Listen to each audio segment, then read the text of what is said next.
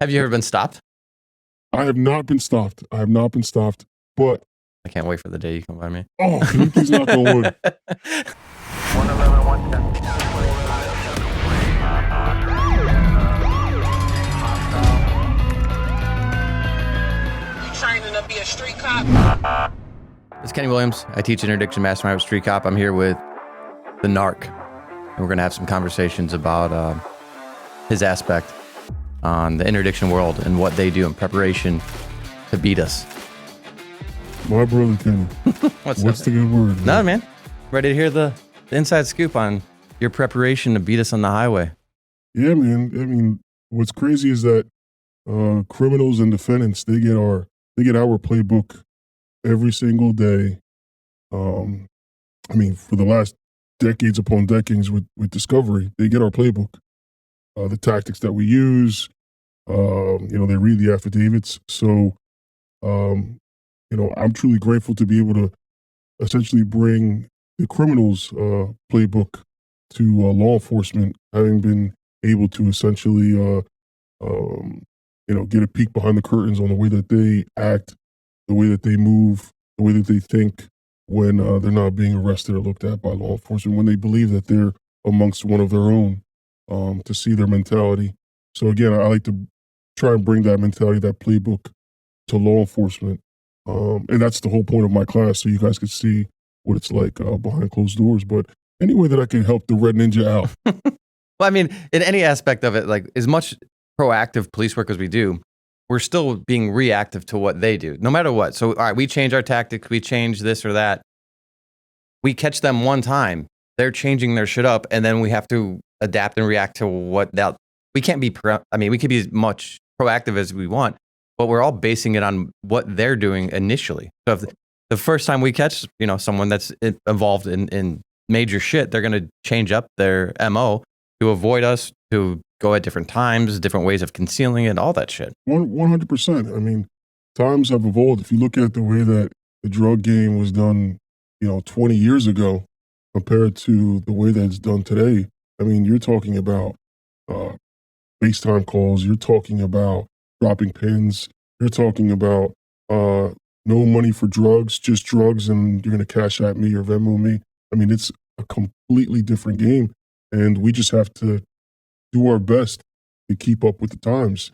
When you talk about training, it's a must because things are going to change. They're going to constantly change. The guy that graduated the academy 25 years ago and the guy that graduated the academy today, it's a different world. So 100%, it's very different. And I think that's what's great about this company and Street Cop is most cops that are out there instructing for this company are actively in the field doing exactly what they're talking about. You don't have many retired guys that are out there teaching. We do have a few retired guys, but they're not teaching about anything that's actively happening. A lot of those guys are talking about, report writing that's going to be pretty consistent, or case law that's going to be pretty consistent, or they can keep up with. The guys that are actually teaching the application of proactive policing or anything like that are actually guys still working in the field, still seeing it on a daily basis. And then they're going out and giving it to everyone else as they're seeing it. Absolutely. I think the key word there is proactive. I mean, I'm still involved in academies, and, you see the bare minimum,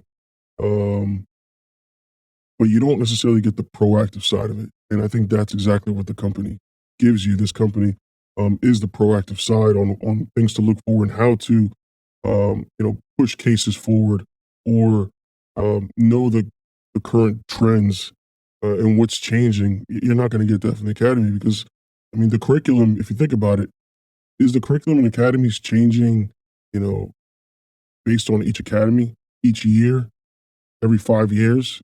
I know that the ones that I'm involved in aren't changing. So it's very important for these guys and gals that are graduating the academy to continue up with times in training, and I think you get it all from this company. Yeah, you get every perspective. You get from the foundation stuff of case law, knowing what you can and can't do, all the way up to stuff like you, where now you're working undercover. Yeah. I think also the key word there is perspective, and you see different perspectives from different individuals. You have the interdiction side of it. You have anything online. You have the social media aspect, but you also have the perspective from uh, the criminals, and I think that's kind of what I bring to the table. The different side of it. Um, a lot of you guys, if not most of street cops, um, when you're dealing with individuals, you're dealing. Let's just say, for example, a drug seizure. At that point, you have you have arrested that individual before or after they have done some kind of transaction, right? So you guys don't get to see the meat and potatoes in the middle, like the preparation that goes into it. What does that transaction look like? So again, I bring that different perspective where law enforcement isn't involved. What does it look like when they're preparing? What does it look like before they do the transaction? What does it look like when they do the transaction or after? And then I think it gives you guys more of a panoramic view on the criminal world, and not just drugs, but just in total. No, I completely agree. I mean, we focus a lot on narcotics. I mean, that's what's fun for me, honestly.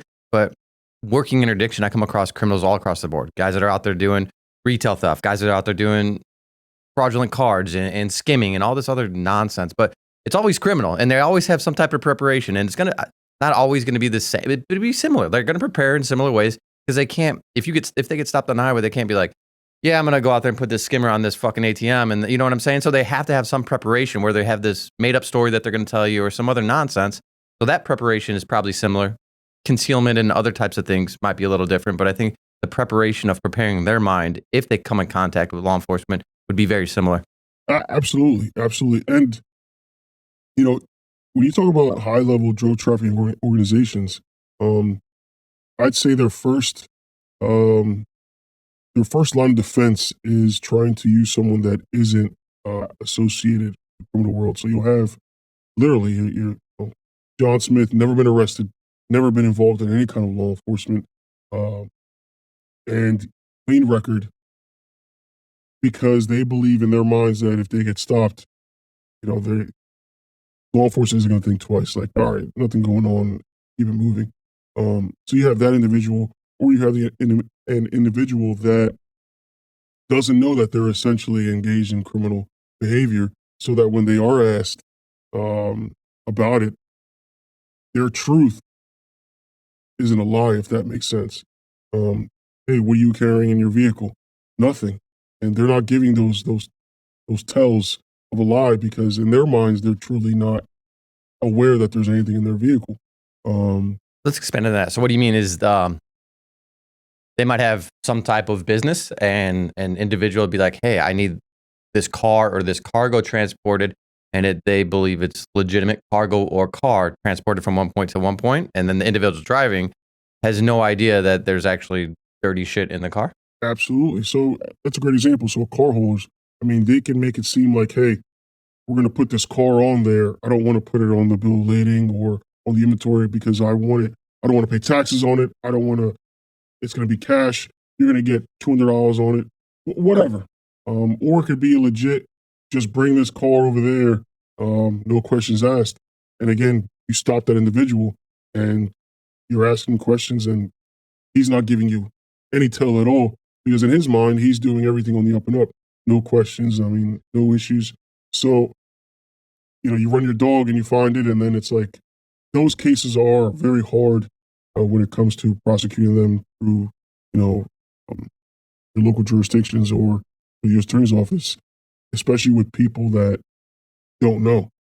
So here you have a seizure of drugs, significant amount, but who's going to get charged? I mean, you can maybe charge them off the rip, but when it goes to court, I mean, good luck getting a prosecutor or a U.S. attorney take that to trial. And again, these organizations know that, and they know it because they know, all right, this individual was charged, but the charges were dropped because of this. Oh, he didn't have any knowledge of it, or it couldn't prove without reasonable doubt that individual was. So we're going to do that again, and they all get it from Discover. What do you think about the way they operate there and the limited cooperation then at that point? Even if, so say it is a car hauler and however they're tracking it or however, whatever. They know that something's up with it. The cooperation by the driver of that car hauler would probably be limited too, because he can't give you much other than this is maybe a phone number at best. I mean, honestly, it's probably not going to be real names or anything along those. So you might have a phone number where it's getting delivered to at most. 100%. 100%. I mean, what are you going to get from them? And you may get a phone number. And how much, what can you do? What can you do with that phone number in that limited time where he's due to drop it off or pick it up? Maybe you can do a controlled delivery, very possible. But even the guy that's picking it up is probably so far down the chain now at this point that it's not, he might tell you like, hey, Steve told me to come pick this car up. But then again, like it's 100%. They've distanced themselves so much from all of it that really hard to work it up. Yeah. They're getting guys that, hey, if I pay you $20, $50, $500, there's people that aren't going to blink an eye. All right, let's go. And then next thing you know, they're getting run down by Red Ninja and the Goon Squad, and he or she has no idea what's going on. Again, you have a significant seizure, but just very hard to prosecute. Talking about bulk type drugs, because usually the person or the people that are picking them up don't have knowledge of it, or maybe have somewhat knowledge of it, but they don't know really who was involved, if that makes sense. Right, yeah. No, yeah, they try to, yeah, I just think they're compartmentalization. 100%, yeah, they've the major players in this have distanced themselves so far from those types of things for that reason. Are they spending more money having these individuals, all these individuals in the, in the chain of command and the pyramid of their structure? Sure, but in the long run, they're still protecting themselves, and that's ultimately their goal, to continue to operate the way they operate. Yeah, that's how these criminal organizations, they flourish and they succeed, and that's all based on compartmentalization. You look at even like terrorist organizations, how are they so effective? When this cell is operating, compartmentalization, he doesn't know this cell or this cell. So even if you lock one up, they don't know anything else. So it's the same thing in these criminal organizations. People that are being used really don't know who's involved, who is the player. But again, it's also good to see it from this side of the house, but maybe give a different vantage point for interdiction officers or just law enforcement in general on what to look for and how they operate. Let's talk about what level of undercover stuff you've done. Have you done street level stuff, and then all the way up to what level? I've done, I want to say I'm very humble and grateful to have been given certain opportunities. I've had the opportunity to do street level, low level, all the way to, I guess, what we would call upper level. I've been able to do jobs across the country, international, and I've been able to see how organizations operate all the way from the top to all the way bottom level guy. And it's certain things stay the same, but it's also very interesting the way that they operate. Let's talk about that. Let's talk about, in order to make it where you're going to be, say, get introduced to a guy that is selling bulk from source internationally. How does that play out? And that's one of the things that I think stays consistent from the top all the way down to the bottom. Usually everything starts with a vouch or an introduction. It's very difficult at no matter what level, whether if it's the street corner. I mean, I guess in some street corners you can just walk up and buy, but if you start, I'd say going from the street level to maybe lower level, mid level, there's always some kind of introduction, which involves either another undercover or another cooperator or informant. But that works from that level all the way up to, you're talking about cartels, upper level drug trafficking organizations. There's some kind of introduction. And the introduction is, hey, this is a buddy of mine. This is my guy I've been working with, for this long. He or she's interested in buying this. And then, at least in my level, I try to go one-on-one with that organization, the person that can make decisions. That's my goal. I always try and get in front of the person that makes the decisions. I hate dealing with middlemen. But also understand if you have a very well-versed organization, if they're doing it right, they're going to deal with the middleman. Like, why would that person want to talk directly with a buyer? So even like top level, say the top of the food chain, he's going to still have a representative that he trusts wholeheartedly. It would be very rare for you to get an introduction to the top dog, right? Absolutely. It's very rare. And that's why these cases, they're so difficult to truly get to that source of supply, if you want to call it that source of supply. Like the actual head of the organization is very difficult because they are going to have their representatives dealing with people, buyers. Maybe you'll have different organizations truly meeting with the heads of organizations, if that makes sense. But if I or another undercover they're coming in as buyers, it's very difficult to get that true head of the organization meet. And maybe you do, but those are what we call like dry meets. Hey, this is what I'm looking to do. And that person gives the blessing. Okay, sounds good. You are going to deal with this person, John Smith, when there's anything criminal being done. Got you. At the end of the day, money is key. Money is key. And that's why a lot of our jobs, it's difficult to push forward because, maybe you can get away with buying half a kilo, and then ordering up 10, 15 kilos. When we start talking about the crazy amounts of 200, 300 kilos, you're going to need some money. Yeah.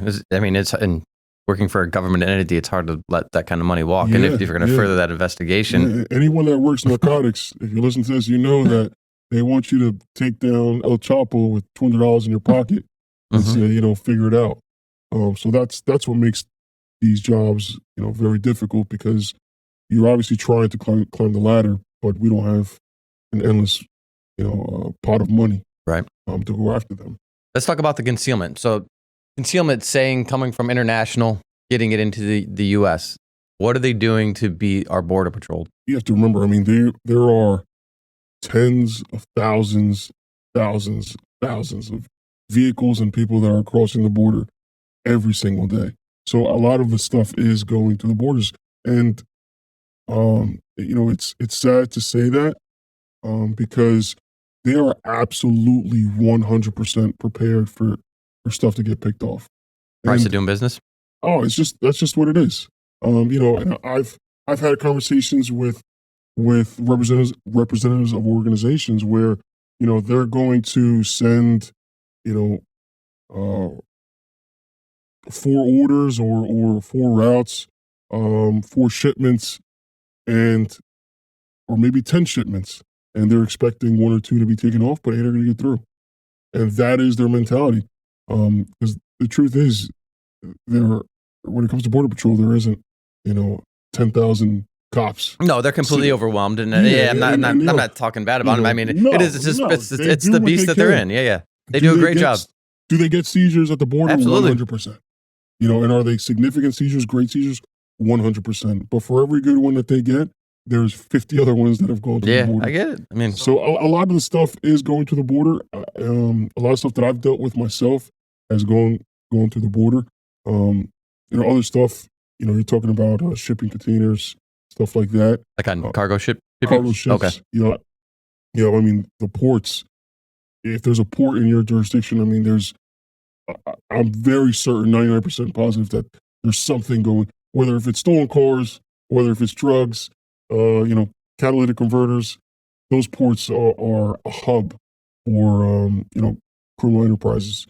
But, when you talk about drugs, they're going to the borders, they'll put it in a stash location to see if it's cooled down before they end up sending it to wherever these. That's what I was going to ask. So once it gets here, there's no sense of urgency, basically. So, and how long is? So say I get a shipping container full of kilos, and I get it into one of the ports, and it sits on a yard. Once it's there, there's really no sense of urgency, right? And then how long is law enforcement, even if we know that's full, like how long are we going to wait for that to start moving, honestly? So if they would let it sit there for a week, it'd be very hard for law enforcement to sit on it for a week straight. Or, I think anything beyond a couple of days, honestly. Yeah, no, 100%. I mean, the organizations have that cool down period where if there's drugs being sent over the border, or as you said, in a shipping container, they're going to go somewhere and they're going to sit. Obviously, they're going to be touched. Somehow, somewhere they're going to be touched to put it at that cool down location, stash yard, whatever you want to call it. But yeah, they definitely go through that cool down period to make sure no one's looking at it. And again, we talk about technology. Before, it used to just sit somewhere and that was it. And you would hope that whenever the person goes to pick it up, it hasn't been moved, it hasn't been touched. Now, I mean, we could talk this out because it's talked amongst criminal organizations, but what can we put in these containers? GPS, GPS, cameras, AirTags, everything. You name it, they can essentially put it in these shipments to make sure it hasn't been moved. I think the scariest thing for law enforcement are these AirTags. You can truly put them anywhere, and that's how they can, in their minds, they're trying to see if they're dealing with law enforcement, whether if it's an undercover or an informant in these large. You can't do it really with an ounce, a quarter ounce, but when you're talking about 5-10 kilos, where you can put an AirTag, you just got done doing this transaction, and you're seeing, does this end up going back to a police department? Does this end up going back to wherever law enforcement essentially operates?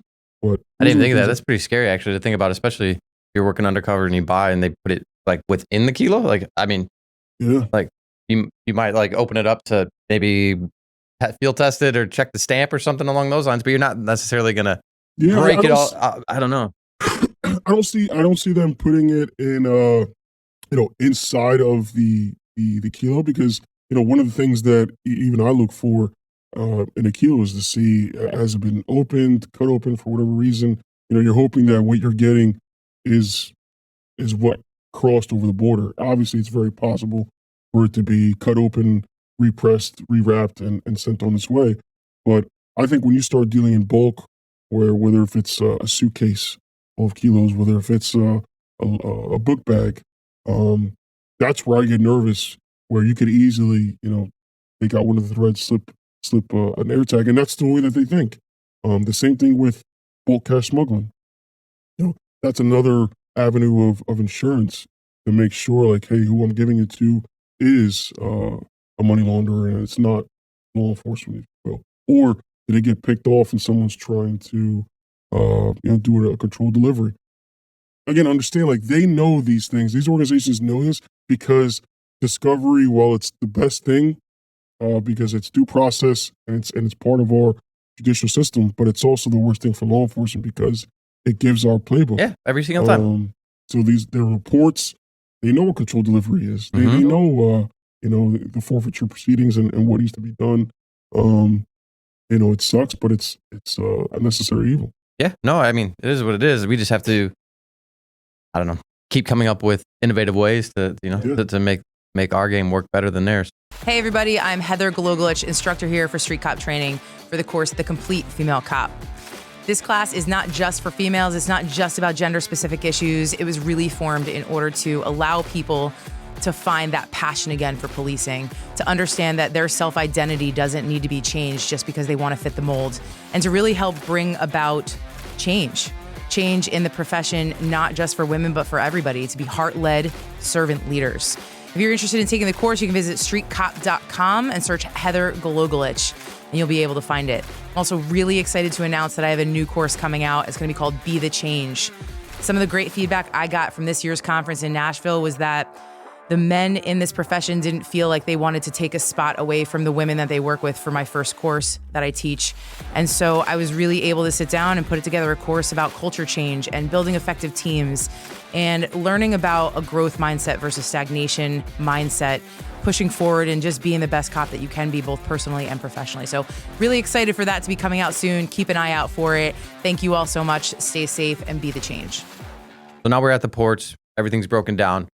Transportation from there to, say, another major city. Yeah, so what I have seen and what I've witnessed is you'll have, let's say I'm a buyer and I want, 5 kilos of coke. Maybe the organization isn't going to send from the borders 5 kilos of coke. They'll send 25 kilos. And I'm telling them I'm going to need 5 every 2 weeks, something like that, right? So what they'll do is, again, this is just in a scenario, what they'll do is they may send a representative, courier, a low-level person to, let's just say, the city of Chicago. I'm going to send my guy there, the person that I track. They're going to get an apartment, small apartment, and their job solely is to just guard the work product. And then, you talk about from the ports, 20 kilos comes in, 50 kilos comes in, whatever your number is, and it goes up to, again, we'll say the city of Chicago. You'll have that person that's transporting it, and that is their sole purpose, their job. And then you'll have that person deliver it to whoever is going to be essentially watching the stash, and that's their sole job.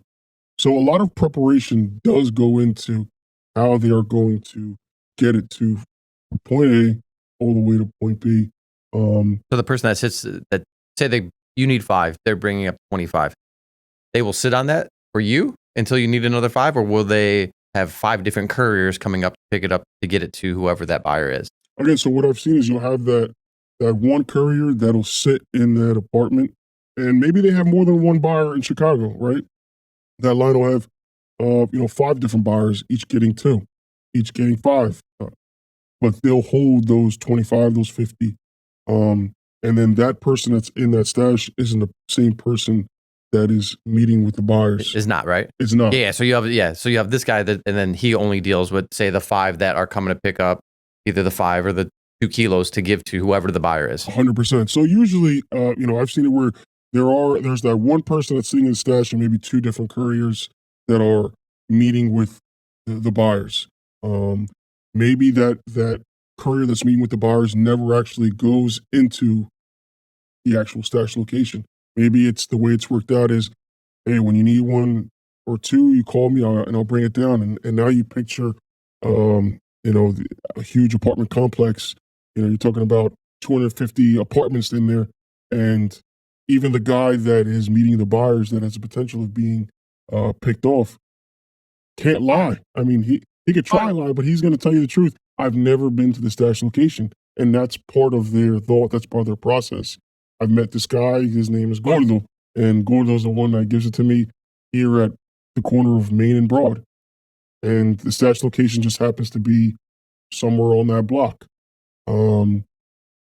That's, in that aspect, that's exactly how it is. But and there's a lot of direction coming from, say, we're dealing with a Mexican cartel. Is that coming from Mexico? So say stash guy in Chicago sitting on 25 kilos. Hey, this dude is coming to get this many at this time. So now if I'm the cop and I stop him with 2, I'm like, hey, let's go get more.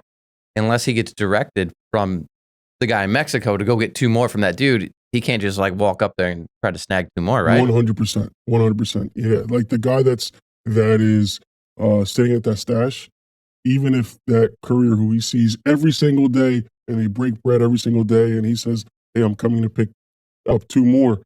If his orders haven't come from that guy, whoever that guy is, which more than likely isn't going to be touching anything or isn't going to be seeing buyers, if his orders haven't come from it, he's not going to do it because of reasons like that. Absolutely. Now, when it comes to finances, are you seeing like the guy that's taking that say the 2 kilos, is he also picking up money and taking it somewhere else, or is it going to be completely independent?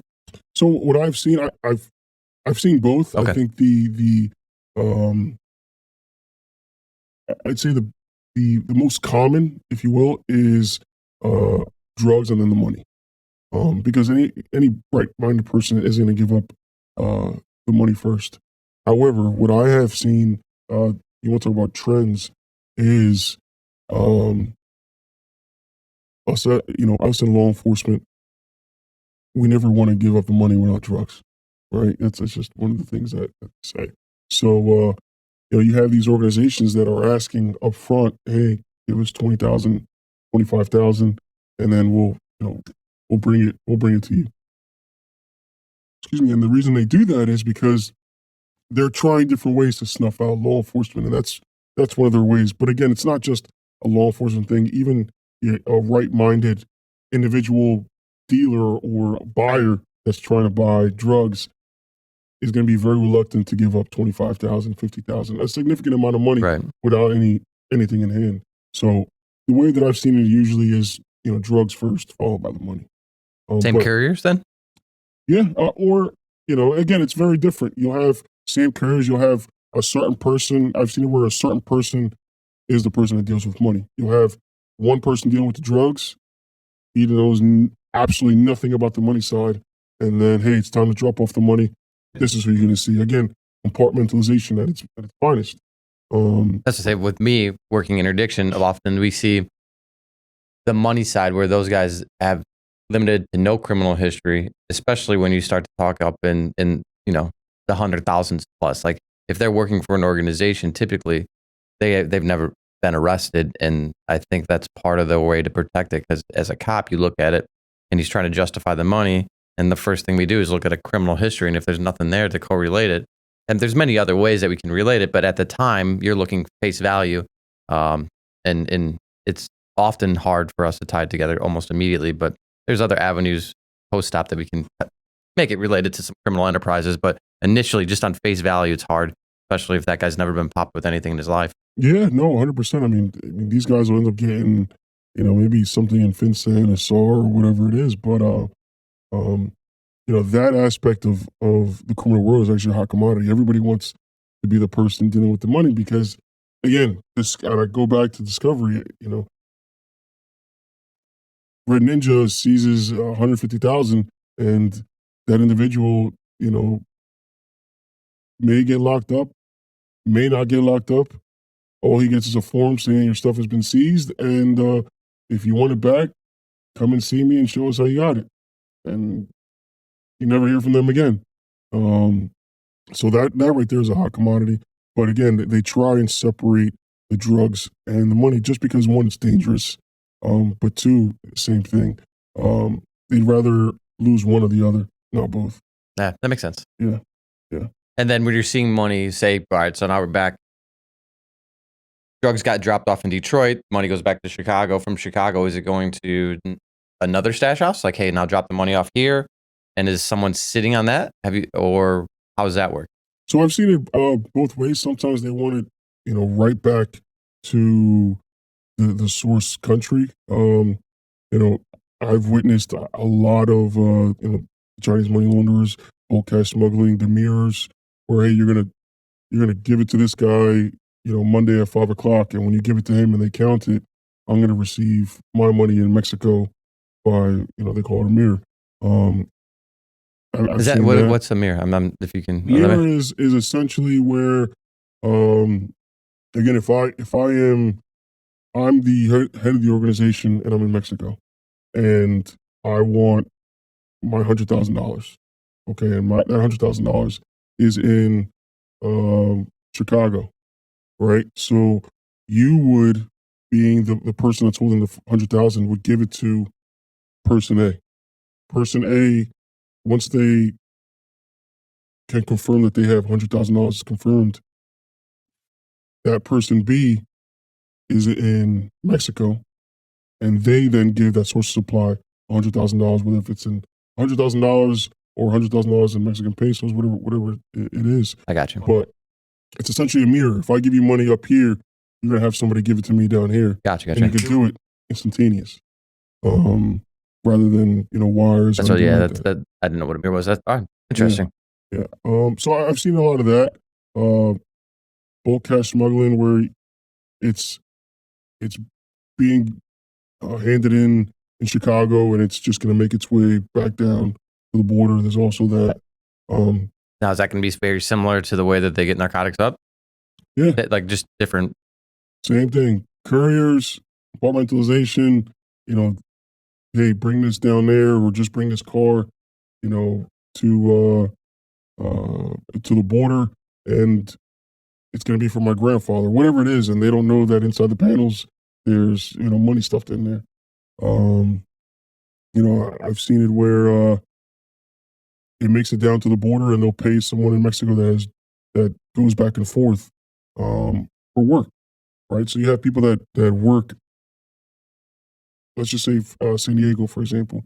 People live in Mexico, and they go to work every day in San Diego, and they cross every single day. And isn't there like a speed pass or something like that? Yeah, Basically, where it's some- like that you don't have to wait hours and hours. If you Exactly. have to like be vetted and all these things. So what they do is they have organizations that they do their own surveillance, right? They see that, all right, this person goes to work every single day, Monday through Friday. They cross at this time. This is where they live in Mexico, right? And they go to work, and they work at 123 Main Street in San Diego. They park their car here. So what they'll do is, all right, I have these drugs. They'll do it both ways. I'll have these drugs, and they could drill into their trunk, right? Stuff the drugs in there. They leave for work. They have absolutely no idea what's in their trunk or underneath their car, if you will. They go to work, they park, and then there's someone on the other side that's going to take that stuff out. Crazy. Vice versa. I have this money that needs to get into Mexico. This person goes to work. This is where they park. I'm going to put my money in there, and they're going to cross the border. And they get stopped, and they're truly saying, agent, officer, special agent. I've never seen this before in my life. And we've always heard that, all right, yeah, okay, yeah, sure. And you're like, I swear to God. There are instances where they have absolutely no idea. That's crazy. Yeah. That's insane. Yeah. But again, there's a lot of preparation. Even with the people that do transport, and they know that they're transporting, they go through, rehearsals, and, they may do the run first to see what it's like, or they may send someone first. I've seen that, but I could tell you that you interdiction guys are scary, man. I've been in situations where I've passed interdiction guys with stuff in the car, on a job with someone, next to me, and it's crazy. It's like a natural reaction, and I'm law enforcement. I'm sitting here shitting myself. Is there any, so when you say this happens, is there any preparation with you and the person that's in your car, like prior to that, or are you just basically praying that you don't get stopped? No, it's funny. It's like, again, this is, in my experience, when I've done it, either picking up or dropping off with a subject, and we're going together, and it's not talked about like, hey, if we get stopped. And what's funny is, like, I know this, like, I want to have a story, right? Yeah. Because it's one of the tells and one of the indicators, separating someone and different stories. But when I flip the switch and I'm in that role, like, it's so funny because I don't even think about it. And then I'm sitting here getting my story with the subject when we go pick up or when we have to drop off, whatever it is. And to answer your question, no, it's like, all right, we're going to go pick it up. You're going to stay in the car, or I'm going to stay in the car. The money's going to be here. We can go pick it up, and then, we're going to come right back here. But it's not like... There's no conversation about law There's no enforcement. conversation like, hey, if we run into law enforcement... Have you ever been stopped? I have not been stopped. But... I can't wait for the day you come by me. Oh, can you please knock on wood? I have not been stopped, but I have experienced that... Like adrenaline dump? That adrenaline rush. I'm telling you, it's like everything you guys teach, it happens. It happens. You prop up. Next thing you know, your posture is like perfect, 10 and 2, and you hit the brakes. It just, you can't help it. You can't help it. And obviously with me being law enforcement, the natural reaction is you see that police car and you're doing something wrong, and you hit the brakes. There goes the front of the hood that dipped down. Oh shit, I need to get over. I'm going to go from the left lane over to the right lane. I wasn't wearing my seatbelt. Now I'm wearing it. But I could tell you that having been in the car with someone, it's like you're trying to come up with a story, like right there and then. Maybe enough to answer a couple questions, but I could tell you, having been in that situation, if I'm stopped, and you guys are you know, going through the motions and truly asking questions, I'm telling you, you keep pulling back the layers, and it's going to happen. It's going to happen because I put myself in that situation, thinking it out. If I was stopped by the Red Ninja, and after a couple questions, like, where's he from, and where'd you guys go, or where'd you guys eat yesterday? There's no way. There's no way we would be able to answer that question. Just it wouldn't happen. What is your favorite part about the position that you've ever had or the position that you're currently in? Which one you like, the high level stuff you're doing now, or did you like the lower level stuff? I'd say the higher level, only because it's truly like doing a professional business. Where the lower level stuff, you're on the street corner, and it's just I prefer the high level. And if it makes sense, like I feel like you do more damage to the organization. Is it more of a mental game at that level too, I would think? 100%. That's cool. 100%. Yeah. It's, you're trying to get to the top. All UC work that I've done, I love. But I think, the most significant damage that you can do is the higher that you go up. So I try and do, the biggest jobs that I can, because I know that once it's taken down and people are getting indicted and arrested, complaints are being served, that's where you're truly hitting the organization. Sometimes, at the lower level, you can do it. Whether if it's buying a gun from a guy and he's trigger locked, and he's got 2 strikes on him, 1 more, and he's going away. So there's definitely jobs out there, but when I think about organizations, not just a single person, I think the higher level UC jobs, there's nothing better. No, that absolutely makes sense. Have you ever done anything besides undercover narc work? Have you, I don't know, undercover prostitution, undercover gun buys, undercover? Well, when you say prostitution stings, are you selling yourself? Oh man, I won't answer that question. I've had the opportunity to do a whole bunch of them. Human trafficking, murder for hires, white collar, auto theft. Human trafficking, you said? Human trafficking, yeah. How'd that impact you personally? Again, it's about what, I truly feel like we're doing damage to these organizations. So human trafficking, I mean, you're really, there are true victims. I love Tom Stack's class because it's needed. And I think that's needed. No offense to what we do. I think that's needed. Oh, 100%. 100%. I mean, you talk about, homicide task forces where you're trying to get, you're really trying to get an impact to the victims' lives or the victim families, people that are killed. But that kind of relates to human trafficking. I mean, there are women and children. I mean, women, children, men that are being taken advantage of and being either sold or trafficked or, forced to do things that no human should do. So to have any impact in that criminal world, I mean, in my mind, there's nothing better. When you truly get either relief from a victim and something like that, or you lock someone up that was involved in that kind of crime, to include like child porn, like internet crimes against children. If you work ICAC, if you are an undercover that does that, I mean, those are angels on this world. Yeah, no doubt. And if you don't know what they do, I mean, they literally, they sit at a computer and they try and hunt these child predators all day, every day, seeing the most disgusting things that you can think of. So imagine doing that 8, 12 hours a day for God knows how many years. Got to mess with humanity. Like I don't know. I can understand a lot of people that get involved in the criminal world. Things I can't understand is people that hurt kids and women. Like it just fucking bothers me. Like it gets me like elevated right now, like my blood pressure is raising. How did that affect personally seeing it firsthand?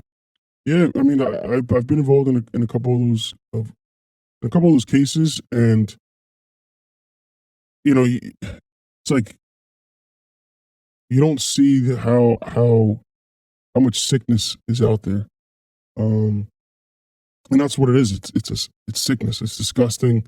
Um, I mean, even bail reform. Bail reform. You have these people that are being arrested with absolutely disgusting things, and they're out the next day. It's crazy. Yeah, I don't get it. I don't understand. But what's funny is that, I don't know if funny is the right word, but if you ask, in my opinion, you ask general society, like, hey, if this guy gets caught touching a kid, or if this guy or girl gets caught, with distributing these child, pornography, what should happen to them? I mean, in my opinion, you're going to hear people say, like, they should be in jail for the rest of their lives. Right, exactly. Bring back capital punishment, all these things. And unfortunately, we live in a society of due process. So, there's no record, never been arrested. He or she's out the next day. So that's the hard part of the job that we do. Drugs are going to be there. Drugs are fun. I mean, it is what it is. I mean, Yeah. we're having an impact, especially you get these fucking fentanyl pills and these opioids off the street. Yes, we're having an impact, but I think that. But drugs were here way before us. Yeah. We're going to be retired, you and I. Yeah, we're going to be there's- smoking a cigar, Yep. 15, 20, 25 years, 30 years from now on, on the beach, and drugs are still going to be pouring in. Yep. But it's these human trafficking, the ICAC jobs, where a job today can affect the life of, Even if it's just one child or that's one lady, like, you know what I'm saying? Like, it has a lifetime impact. 100%, exactly. But yeah, man, this is some deep stuff. Sorry, man. It just bothers me, and I know we've had that conversation before, and yeah, I mean, more power to you for doing that shit like that. But it goes without saying, like, this is why it's proactive policing, and 100%. it's not narcotic policing. It's not, Exactly.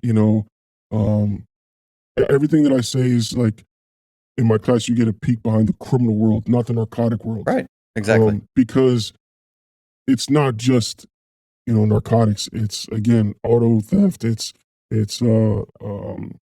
anything with debit cards, Trafficking human guns, and trafficking, guns. I mean, everything. That's how you truly impact. Not to, like, I'm not trying to toot my horn or anything like that, but there's been 3 people, at least, that I know of, that have stopped kids that were being trafficked. And as many classes and many people have found great seizures and stuff, those, I will never forget those 3. Like, even if there's a 4th tomorrow, those will always set with me. Not that the other things aren't great work, but I can only imagine if that cop didn't take his time to come and sit in my class and see the behaviors, where the hell would those kids be at this point in their lives? So, I mean, man, I mean, I talk about it in my class. I get goosebumps then, still every single time, getting goosebumps now. And at the foundation of police work, if we're stopping these fucking weirdos that are hurting kids and women, I think that's ultimately the bottom line. Finding dope, gun, money, that's all cool shit. But if you impact one person's life by saving them from a horrible fucking situation, it makes all of this worth it.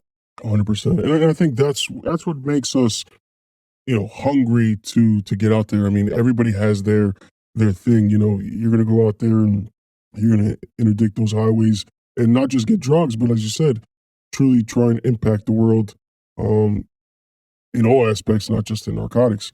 And I'm the same way.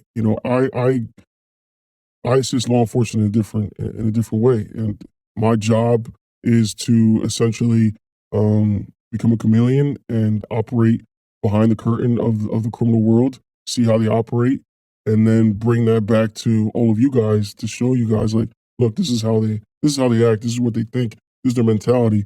And that's why in my class, I a lot of it, if not most of it, just like all of you guys, is videos. I'm not just telling you, I'm showing you, like, this is the way that they do it.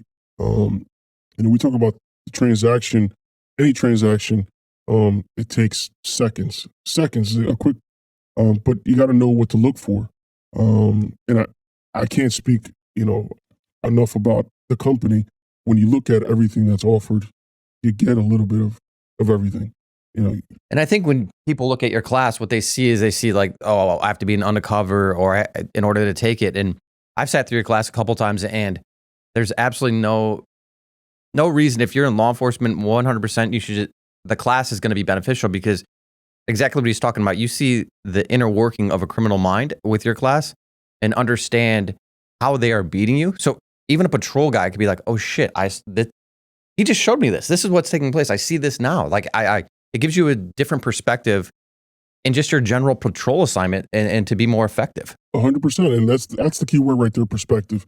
When I first started putting this class together, this course together, because it was a lot of my undercover stuff, I was going to call it the undercover. But when I started thinking, like, what is it that general law enforcement can get out of it, that's when it kind of clicked. Like, it's not necessarily an undercover class. I want them to be able to see how they operate. The reasons why they'll pick a CVS, a Home Depot, a Walgreens, a public storage, dirty. The mentality behind it. So you don't just see the actions, you actually hear, in the class, you hear the workings, how they think, the conversations that are had with them. And I think you take that, a good 8 hours of it, and you leave there and you kind of have that a more understanding of the criminal mind. I've always said it. I think the best mind in law enforcement is a blend of the criminal mind and that interdiction / investigator mindset or proactive mindset. You blend those two, and it's like you become a deadly weapon, that tip of the spear for law enforcement, because now it's like, all right, well, if I'm going to do a deal, today's raining, I'd probably do it right here at the CVS. When you start thinking like that, that's how you end up getting better stops. Yeah, I think that some of the best cops come from a worldly view with different perspectives, honestly. So, I mean, I'm not saying people that were hoodlums as a juvenile become good cops, but I'm saying if you lived kind of in that gray area, maybe as a kid, like where you're kind of like, I'm a good kid, but I do stupid shit sometimes, and you understand like how I was able to maybe get away with some shit with my teachers or something along those lines, I feel like you would transition to be a pretty damn good cop, because then you also have that mindset already of how the criminals and what they're going to do to beat you as a cop. 100%. All right, man. Well, I appreciate you joining me. It's been a good podcast. I love this, so we'll have to do it again, man. Yeah, definitely. You say the word, I'm in. All right, man. I'm in. You be safe, bro. You too.